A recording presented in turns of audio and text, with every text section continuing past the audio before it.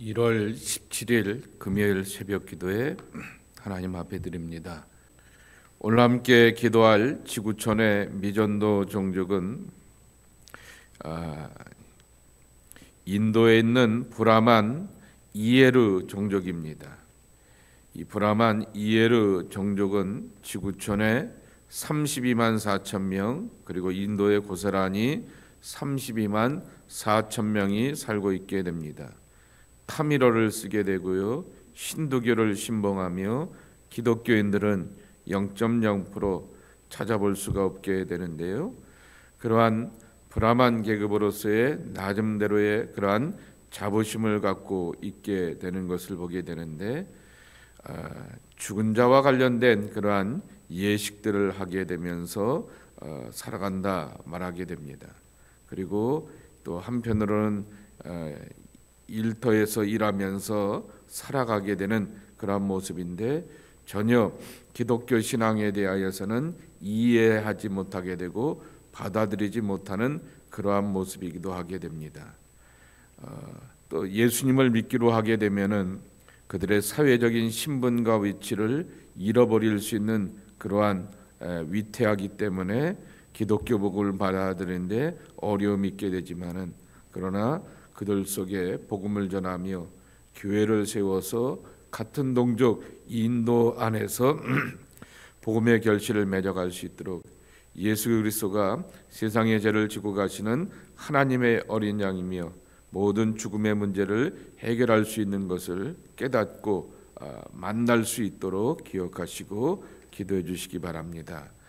타미로로 되어 있는 성경과 온라인 성경 다 준비가 되어 있고 예수님의 영상도 준비가 되어 있다고 합니다.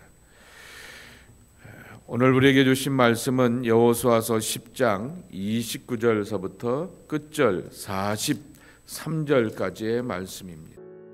여호수아가 온 이스라엘과 더불어 막게다에서 림나로 나아가서 림나와 싸우매 여호와께서 또 그 성읍과 그 왕을 이스라엘의 손에 붙이신지라. 칼날로 그 성읍과 그 중에 모든 사람을 쳐서 멸하여 한 사람도 남기지 아니하였으니 그 왕에게 행한 것이 여리고 왕에게 행한 것과 같았더라. 여호수아가 또 온 이스라엘과 더불어 림나에서 라기스로 나아가서 대진하고 싸우더니 여호와께서 라기스를 이스라엘의 손에 넘겨주신지라. 이튿날에 그 성읍을 점령하고 칼날로 그것과 그 안에 모든 사람을 쳐서 멸하였으니 림나에 행한 것과 같았더라. 그때 게셀 왕 호람이 라기스를 도우려고 올라오므로 여호수아가 그와 그의 백성을 쳐서 한 사람도 남기지 아니하였더라. 여호수아가 온 이스라엘과 더불어 라기스에서 에글론으로 나아가서 대진하고 싸워 그 날에 그 성읍을 취하고 칼날로 그것을 쳐서 그 중에 있는 모든 사람을 당일에 진멸하여 바쳤으니 라기스에 행한 것과 같았더라. 여호수아가 또 온 이스라엘과 더불어 에글론에서 헤브론으로 올라가서 싸워 그 성읍을 점령하고 그것과 그 왕과 그 속한 성읍들과 그 중에 모든 사람을 칼날로 쳐서 하나도 남기지 아니하였으니 그 성읍들과 그 중에 모든 사람을 진멸하여 바친 것이 에글론에 행한 것과 같았더라. 여호수아가 온 이스라엘과 더불어 돌아와서 드빌에 이르러 싸워 그 성읍과 그 왕과 그 속한 성읍들을 점령하고 칼날로 그 성읍을 쳐서 그 안에 모든 사람을 진멸하여 바치고 하나도 남기지 아니하였으니 드빌과 그 왕에게 행한 것이 헤브론에 행한 것과 같았으며 림나와 그 왕에게 행한 것과 같았더라. 이와 같이 여호수아가 그 온 땅 곧 산지와 네겝과 평지와 경사지와 그 모든 왕을 쳐서 하나도 남기지 아니하고 호흡이 있는 모든 자는 다 진멸하여 바쳤으니 이스라엘의 하나님 여호와께서 명령하신 것과 같았더라. 여호수아가 또 가데스 바네아에서 가사까지와 온 고센 땅을 기브온에 이르기까지 치매 이스라엘의 하나님 여호와께서 이스라엘을 위하여 싸우셨으므로 여호수아가 이 모든 왕들과 그들의 땅을 단번에 빼앗으니라. 여호수아가 온 이스라엘과 더불어 길갈 진영으로 돌아왔더라. 가나안의 남부 지역을 향하여서 크게 완전수의 의미를 따라서 7도시를 향하여서 점령하고 지배하는 그러한 내용들을 소개하여 주게 됩니다. 이 성읍들을 하나씩 점령하게 되고 통치하게 되는데 사람에 대해서는 하나님께 바친 대상이므로 반드시 죽이게 되었다라고 하는 것입니다. 그런데 성경은 죽여버렸다라고 하는 말로 표현하지 않게 되고 계속해서 반복하여 나오는 표현이 있게 되는데요. 예를 들게 되면은 39절 말씀에 보게 되면은 드빌에 들어가게 되어서 그 성읍과 그 왕과 그 속한 성읍들을 점령하고 칼날로 그 성읍을 쳐서 그 안에 모든 사람들을 진멸하여 바치고 그랬습니다. 진멸하였다라고 하는 것으로 끝나는 것이 아니라 바쳤다라고 하는 말로 같이 연결되어서 나오게 되는 것입니다. 신명기 20장의 규정에 보게 되면은 멀리 있는 이스라엘 사람들이 살고 있는 그 지역과 멀리 떨어져 있는 성읍과는 화친하며 화평 가운데 살라 말하게 됩니다. 피차 피곤하게 전쟁을 준비하지 말라라고 하는 것이죠. 그런데 이스라엘 백성들이 가나안 땅에 들어가게 되었을 때 바로 살게 되는 그 성읍과 그 주변에 가까운 성읍에 대해서는 20장 16절 말씀에 보게 되면은 진멸, 이 헤렘의 원칙과 원리로 살아가라 말하게 되는 것입니다. 그 진멸이라고 하는 말 다음에 바쳤다라고 하는 말에 여러분 초점을 맞춰야 되는 것입니다. 마음 뺏기지 말라라고 하는 것입니다. 정신 뺏기지 말라라고 하는 것입니다. 그리고 어제도 말씀을 드렸듯이 특별히 왕들의 체제에 대해서는 반드시 진멸하라라고 하는 그러한 뜻을 담고 있는 것입니다. 어제도 잠시 말씀을 드렸지만은 우리 시대의 위기는 지도자들을 향하여서 신봉하는 데 위기가 있는 것을 보게 됩니다. 마치 무슨 카리스마적인 절대적인 존재로 신봉하는 데 있는 것이 문제이죠. 그러나 지도자들은 우리를 위하여서 진정한 민주적 시민이라고 한다면은 우리를 위하여서 가르치고 인도하고 그리고 책임져 줘야 될 그러한 책임적인 존재이고 부릴 수 있는 존재라고 하는 사실을 분명하게 기억해야 되는 거죠. 왕처럼 명예와 권력과 영광을 취하려고 하게 되면은 하나님은 가장 그렇게 싫어하게 되었던 그 모습들을 보게 되는 것이죠. 이 진멸의 그 이야기를 통하여서 우리에게 들려주시게 되는 교훈은 하나입니다. 하나님은 우리에게 잔인함을 요구하신 것이 아니라 철저함을 요구하시게 되었다라고 하는 것입니다. 이 7성읍을 이렇게 다 점령하고 지배하며 통치하게 되었을 때 좀 들어가게 되면은 관용의 정신을 베풀어야 될 것 아니겠습니까? 그런데 하나님께서는 그렇게 점령한 다음에 진멸하여 바치라라고 하는 그 말씀은 이 땅과 이 도서에 있는 모든 것들이 하나님의 것입니다라고 하는 것으로 고백하기를 원하였다라고 하는 것이죠. 그럼 우리가 이제 오늘 이 시대의 삶을 살 때도 마찬가지라고 하는 것입니다. 하나님께서 내게 주신 것을 가지고서 내가 땀 흘리고 수고하고 노력하게 되어서 이러한 결과와 열매를 얻게 되었으니 이것을 가지고서 내 삶에 필요한 유익으로 살아가는 것으로 사는 것은 세상에 비즈니스를 하는 사람들과 세상에서 자기 편한 대로 사는 사람들과 똑같다라고 하는 것이죠.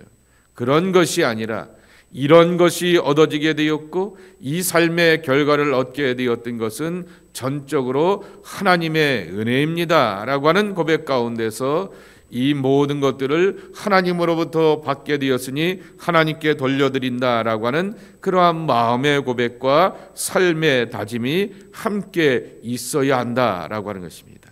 그것이 바로 철저한 신앙이라고 하는 것입니다. 오늘 말씀 속에서 첫 번째 교훈은 30절 상반절 말씀에 보게 되면은 이런 표현이 나오게 됩니다. 여호와께서 또 그 성읍과 그 왕을 이스라엘 손에 붙이신지라 라고 말하게 됩니다. 붙였다라고 하는 말입니다. 이 사람의 손에 짝 달라붙게 되었다라고 하는 그러한 표현을 쓰게 되는데요. 히브리어로 나탄이라고 하는 단어인데요. 어떤 것을 어떤 사람의 손에 주다라고 하는 뜻이 나탄이라고 하는 것입니다. 여기 휴대폰이 있게 되는데 내 손에 딱 잡을 수 있도록 이 휴대폰을 내게 주다라고 하는 것이 바로 나탄이라고 하는 단어라고 하는 것이죠. 결국 이 왕들과 성읍을 여호수아와 이스라엘 백성들의 손에 쥐어줬다라고 하는 것이죠. 다시 표현하게 되면은 이 전쟁에서의 승리 그리고 가나안의 남부 지역에 있게 되었던 7도성을 향하여서 점령하고 지배하며 통치할 수 있게 되었던 것은 하나님께서 허락하시게 되었던 승리라고 하는 것입니다. 가나안의 여러 나라들은 여호수아와 이스라엘 백성들에게 하나님이 주셨기 때문에 얻을 수가 있었다라고 하는 것입니다. 이 휴대폰 내가 돈 주고 샀어요 라고 말하는 것이 우리의 삶의 고백이 아니라 하나님께서 허락하시기에 이것을 제 손에 지닐 수가 있게 되었습니다 라고 하는 것이 성경적인 고백이라고 하는 것이죠.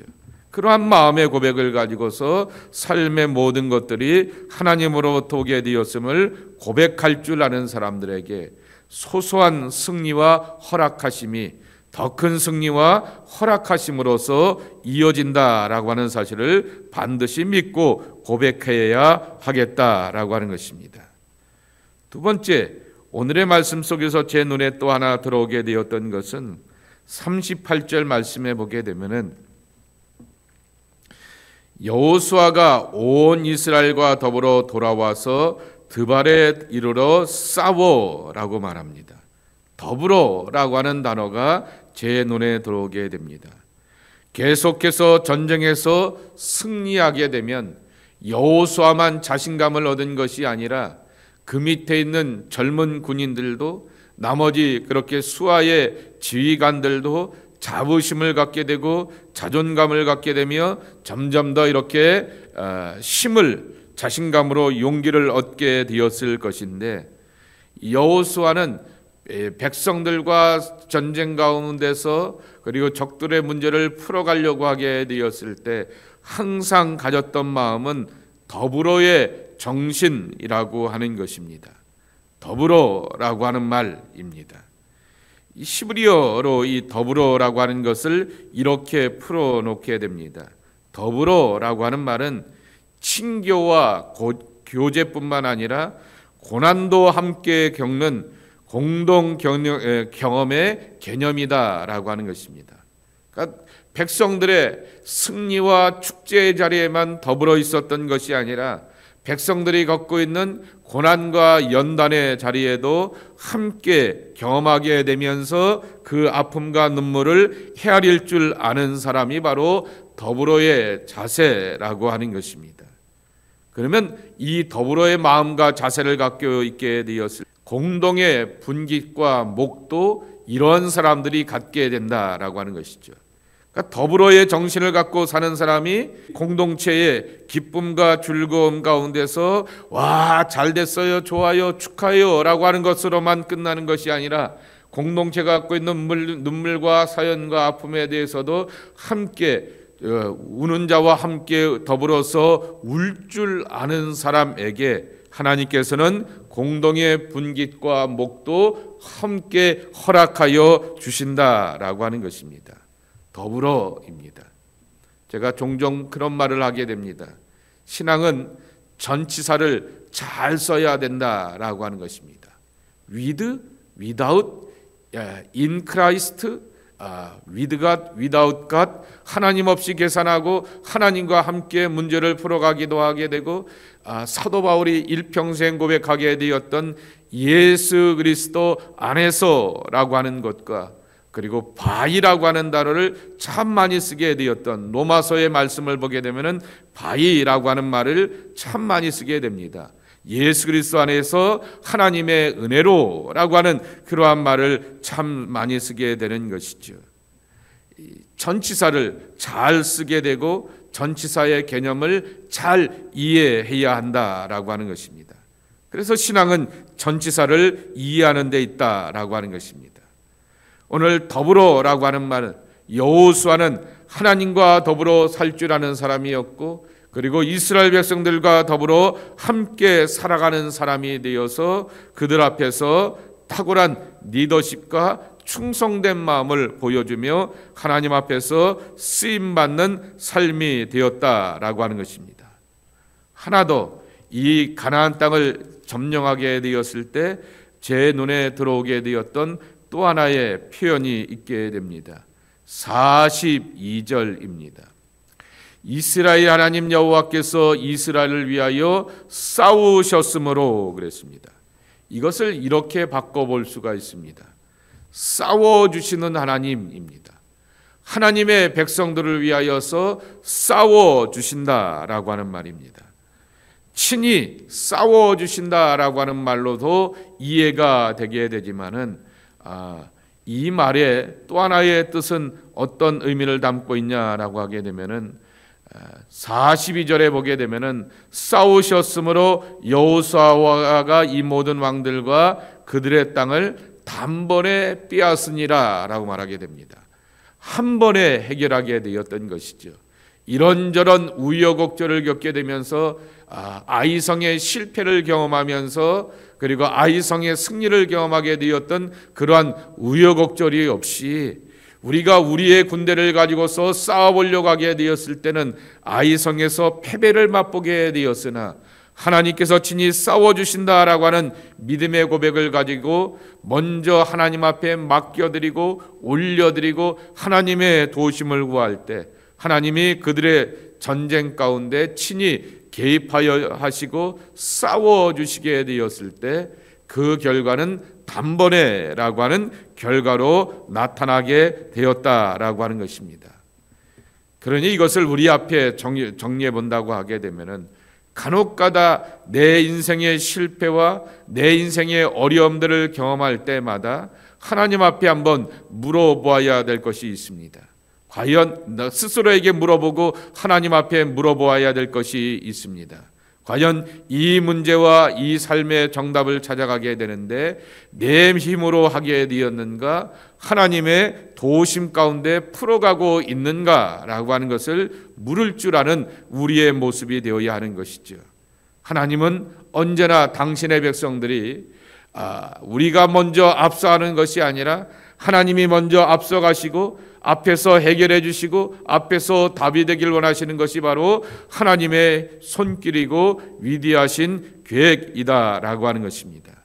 2025년을 살아가게 되었을 때 모든 일에 있어서 주님보다 앞서지 않겠습니다라고 하는 것이 우리의 고백이 되어야겠고, 주님을 앞세우며 주님의 인도하심으로 살아가겠습니다라고 하는 고백이 우리의 고백이 되어야 될 줄 믿습니다. 이스라엘 위하여 싸우셨으므로 단번에 빼앗으니라 라고 하는 그 결과가 저와 여러분 가운데 맺어지게 되는 삶의 약속이 되길 축복합니다. 하나님이 우리와 함께 하시고 우리를 위하여서 풀어가시고 행하심으로 인하여서 삶의 모든 문제들을 한 번에 해결해 갈 수 있는 승리와 영광이 있기를 예수님의 이름으로 간절히 축원합니다. 아버지 하나님, 오늘도 예수 그리스도 안에서 하나님과 함께 하나님의 은혜로 말미암아 살기를 원하는 하나님의 귀한 백성들이 오늘도 하나님 앞에 나와 기도하며 하루를 출발하는 우리 모두가 되게 하여 주시오니 참으로 감사를 드립니다. 오늘 주셨던 더불어라고 하는 단어, 내 신앙의 고백이 되길 원합니다. 하나님과 더불어 믿음의 이웃들과 더불어 함께 살 줄 아는 건강한 신앙, 온전한 신앙이 우리 모두의 신앙이 되게 하여 주시옵소서. 주님 붙들고 의지하며 주님과 함께 삶의 문제를 풀어가며 승리하는 하나님의 귀한 백성들이 저희들 모두가 되게 하여 주시옵소서. 오늘도 하나님이 나를 위해서 싸워주심으로 말미암아 실패를 경험하게 되고 좌절을 경험하면서 정말 문제 가운데서 우여곡절로 사는 것이 아니라 한 번에 해결하시고 한 번에 이기게 하시게 되었던 하나님의 완전한 승리를 기대하게 되며 주님, 삶의 모든 문제 앞에서 내가 앞서고 내 경험과 지혜가 앞서는 것이 아니라 머리서부터 발끝까지 알파와 오메가가 되시는 하나님을 앞세울 줄 알고 하나님의 인도하심을 구할 줄 알고 하나님의 도우심으로 살아가는 약속의 백성들이 저희들 모두가 되어서 우리의 이름의 끝은 승리의 백성으로 남을 수 있는 귀한 축복이 저희 안에 임하게 하여 주시옵소서.